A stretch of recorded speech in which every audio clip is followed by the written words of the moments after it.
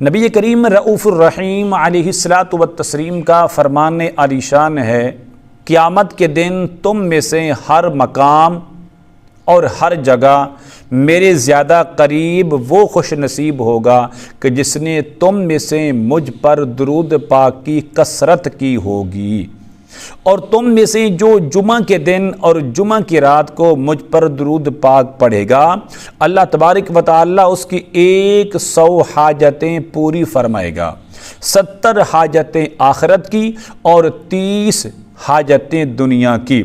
پھر اللہ تبارک و تعالی ایک فرشتہ مقرر کرتا ہے جو کہ اس درود پاک کو لے کر میرے دربار میں حاضر ہوتا ہے، جیسا کہ تمہارے پاس ہدیے آتے ہیں۔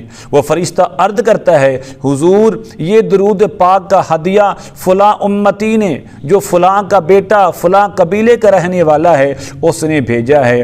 تو میرے کریم آقا علیہ السلام فرماتے ہیں کہ میں اس درود پاک کو نور کے سفید صحیفے میں محفوظ کر لیتا ہوں۔ سبحان اللہ، کتنا بڑا مقام ہے۔ یاد رکھیے مولا علی المرتضیٰ شیر خدا علیہ السلام کیا فرماتے ہیں؟ آپ فرماتے ہیں کہ اللہ تبارک و تعالیٰ کے کچھ نوری فرشتے وہ ہیں جو صرف جمعہ کی رات اور جمعہ کے دن زمین پر اترتے ہیں۔